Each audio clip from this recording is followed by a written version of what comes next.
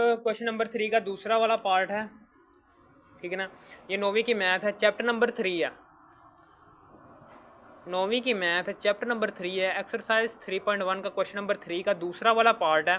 पहला वाला पार्ट देखने के लिए आपने इसी वीडियो के टाइटल पर क्लिक करना है। इसी वीडियो के टाइटल पर क्लिक करने के बाद इसी वीडियो के डिस्क्रिप्शन में जाने के बाद क्वेश्चन नंबर 3 का पहला वाला पार्ट भी देख लेना। यह है जी पार्ट 2, ठीक है ना। इसमें मैं क्वेश्चन नंबर 3 के 5 वाले पार्ट की बात करूंगा। क्यू का मतलब क्या है? रैशनल सेट, रैशनल नंबर्स का सेट। तो रैशनल नंबर्स कौन से होते हैं? ऐसे नंबर जिनको हम पी ओवर क्यू की फॉर्म में लिख सकते हैं। ये ऊपर वाले नंबर्स भी सारे रैशनल नंबर हैं, ठीक है ना।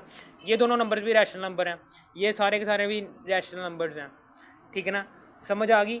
हमने इस सेट के अंदर √2 यानी कि ये वाले नंबर्स नहीं लिखने, √2, √3, ठीक है ना, पाए और ई, ये वाले सारे के सारे इरेशनल नंबर्स हैं जिनको हम पी ओवर क्यू की फॉर्म में नहीं लिख सकते, ठीक है।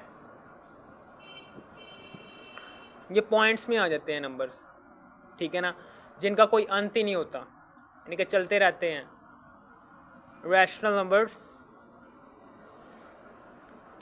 अब फॉर एग्जांपल मैं रैशनल नंबर यहाँ से ये उठा लेता हूँ यार, ये ज़्यादा मुश्किल नहीं करते सवाल।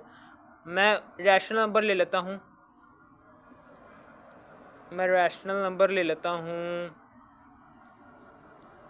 ये वाले रैशनल नंबर ले लेता हूँ 1 2 3 4। इन सारे नंबर्स को हम पी ओवर क्यू की फॉर्म में लिख सकते हैं। इसका मतलब कि ये सारे नंबर्स रैशनल नंबर्स हैं। तो यहाँ से मैंने प्रॉपर सबसेट उठाने हैं। प्रॉपर सबसेट यानी कि सेट का छोटा हिस्सा उठा दो। तो 1 2 3 उठा लिया, ये एक प्रॉपर सबसेट बना लिया। फिर दूसरा प्रॉपर सबसेट मैंने बनाया जी 3 4, बल्कि 3 मैंने पहले लिखा था, 3 ना लिखो, यहाँ पर मैं लिख देता हूँ 4 5 6 7।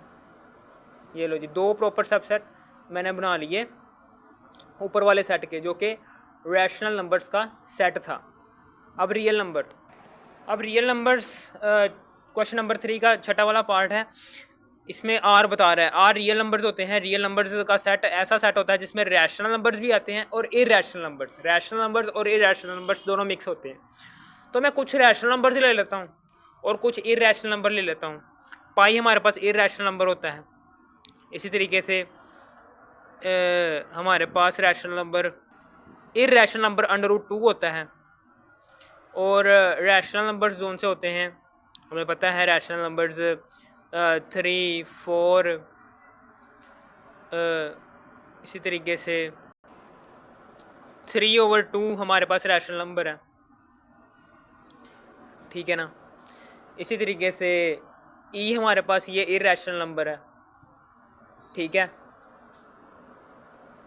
ये लो जी, मैं सेट क्लोज कर दिया। ये रियल नंबर्स मैंने कुछ ना कुछ लिख दिया। रियल नंबर्स ऐसे नंबर्स होते हैं जिसमें रैशनल नंबर्स भी आते हैं और इरेशनल नंबर्स भी आते हैं। मैंने ये सेट के अंदर रैशनल नंबर भी लिखे हैं और इरेशनल नंबर भी लिखे हैं। तो हम यहाँ से इस सेट के अंदर से कुछ मेंबर्स, इस सेट ऊपर वाले सेट के अंदर से कुछ मेंबर्स उठाएंगे और नीचे 2 प्रॉपर सबसेट बना लेंगे। मैं यहाँ से उठाता हूँ ये वाले 2 मेंबर्स, 3 √2 और 4 यार, ये लो ये उठा लिए। इसी तरीके से √2 पहले आ रहा है और 3 बाद में आ रहा है। ये ज़रा थोड़ी सी ना तरतीब का ख्याल रखना है। √2 पहले है, फिर 3 आ रहा है, फिर 4 आ रहा है। इसी तरीके से आगे यहाँ से ये वाले 2 मैं उठाता हूँ, 3/2 और ई।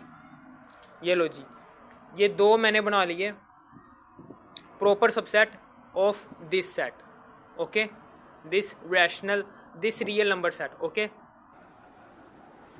अब यहाँ पर देखो क्वेश्चन नंबर 3 का 7वां वाला पार्ट है।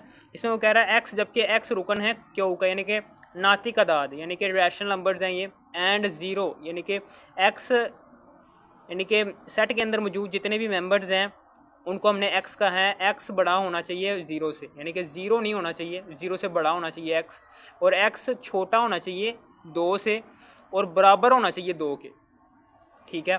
यानी कि यहाँ पर हमने सेट की समझ आ गई है कैसे बनाना है कि 0 से बड़े वाले नंबर्स कौन से होते हैं 0.1, 0.2, 0.3 और ऐसे चलते चलते चलते चलते, ठीक है ना। यहाँ पर 1 लिख देता हूँ मैं, फिर 1.5 लिख देता हूँ, फिर 1.7 लिख देता हूँ, चलते चलते चलते चलते एंड में 2 आएगा। ये लो जी, ये सेट मैंने बना लिया। जो इस ऊपर वाले सेट बिल्डर फॉर्म को इस्तेमाल करके मैंने नीचे टेबुलर फॉर्म में एक सेट तैयार कर लिया है। अब इस टेबुलर फॉर्म वाले सेट के अंदर से हमने 2 प्रॉपर सबसेट बनाने हैं। प्रॉपर सबसेट में ऊपर वाले सेट से कोई से कम मेंबर्स यानी कि थोड़े मेंबर्स हमने उठाने हैं और प्रॉपर सबसेट बना लेना है। 0.1 उठाता हूँ, 0.2 उठाया, फिर यहाँ से 1 उठा लिया, ठीक है ना। ये एक प्रॉपर सबसेट तैयार हो गया। दूसरा प्रॉपर सबसेट तैयार करने के लिए 1.7 उठाया, 2 उठाया, फिर 1 उठाया, और 1 कह रहा हूँ 0.3 उठाया। ये लो जी, ये प्रॉपर सबसेट 2 तैयार हो गए, ठीक है। अब क्वेश्चन नंबर 4 है। क्वेश्चन नंबर 4 में कह रहा है इज़ देयर एनी सेट, क्या कोई ऐसा सेट मौजूद है विच हैज़ ना प्रॉपर सबसेट जिसका कोई प्रॉपर सबसेट ना हो। क्या कोई इस दुनिया के अंदर ऐसा सेट मौजूद है कि जिसका कोई भी प्रॉपर सबसेट ना हो? अगर है, इफ़ सो, अगर है, नेम द सेट, उस सेट का नाम लिखो। तो ऐसा सेट है, yes, it is empty set. Empty set किसे कहते हैं? इस वाले सेट को, ठीक है ना। या तो आप ये ऐसे लिख दो। तो अगर आप इस एम्प्टी सेट का प्रॉपर सबसेट बनाने की कोशिश करोगे तो यही सेट दोबारा से आ जाएगा, ठीक है ना। इसका मतलब क्या है कि क्या ये दोनों क्या ये वाला सेट, ये जो सा ऊपर वाला सेट है, ये जो सा नीचे मैंने सेट प्रॉपर सबसेट बनाया है, क्या ये प्रॉपर सबसेट ऊपर वाले ओरिजिनल सेट से छोटा सेट है? नहीं है।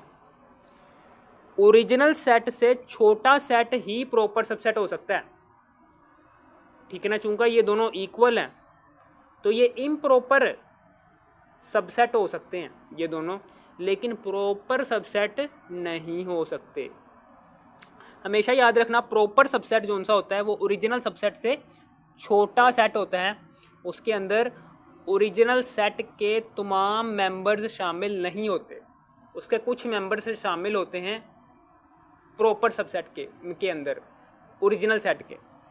लेकिन जो सा इम्प्रॉपर सबसेट होता है वो ऐसा सेट होता है जिसके अंदर ओरिजिनल सेट के तमाम मेंबर्स शामिल होते हैं और इम्प्रॉपर सबसेट सिर्फ एक ही सेट होता है, ठीक है ना, जो ओरिजिनल सेट के इक्वल होता है।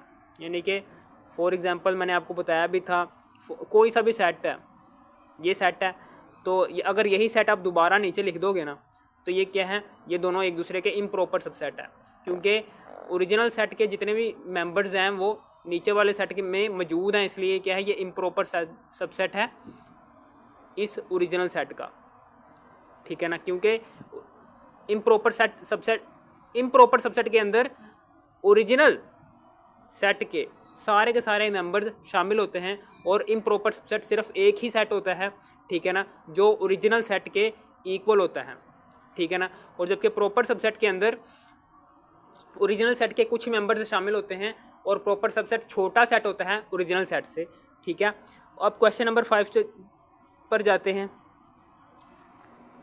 क्वेश्चन नंबर 5 है, उसमें वो कह रहा है कि क्वेश्चन नंबर 5 के अंदर वो कह रहा है कि what is difference between A B and curly brackets, फिर करली ब्रैकेट्स, ए बी लगाया, फिर करली ब्रैकेट्स, फिर करली ब्रैकेट्स, ठीक है ना। समझ आ गया आपको?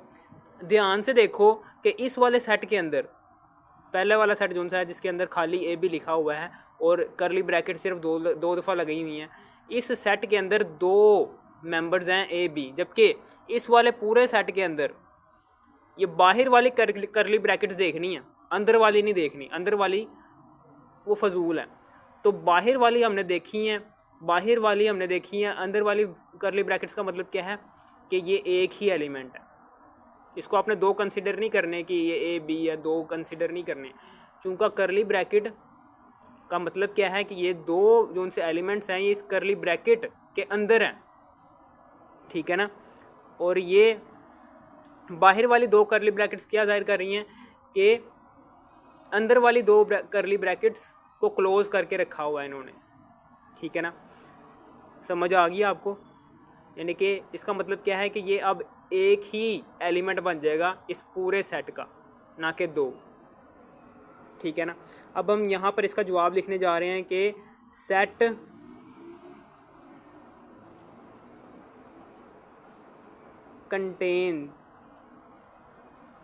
contains two elements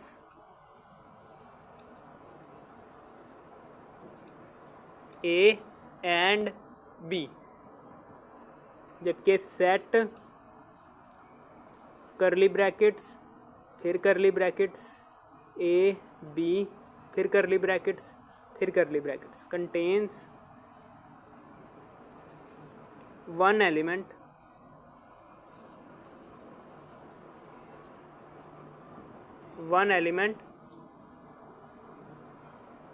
इज ये वाला।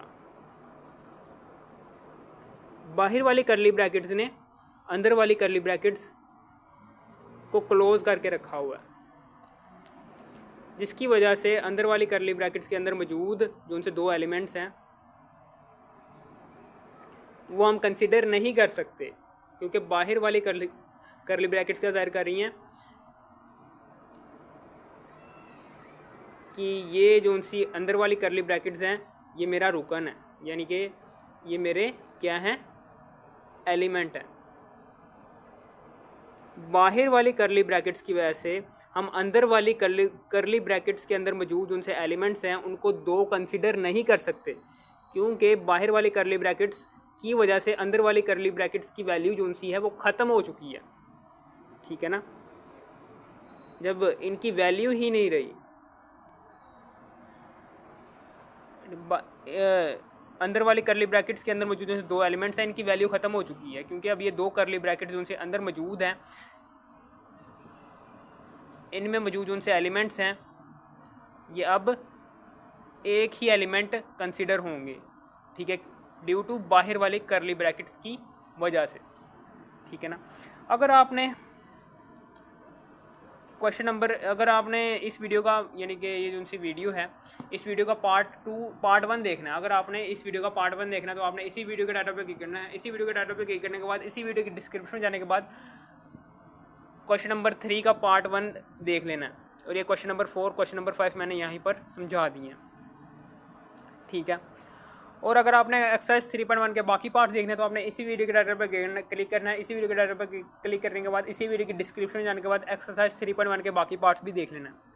अगर आपको इस वीडियो की तरह से भी थोड़ी सी भी समझ आ गई हो इस वीडियो कर दो लाइक और सब्सक्राइब और शेयर भी कर देना। Thanks for watching me.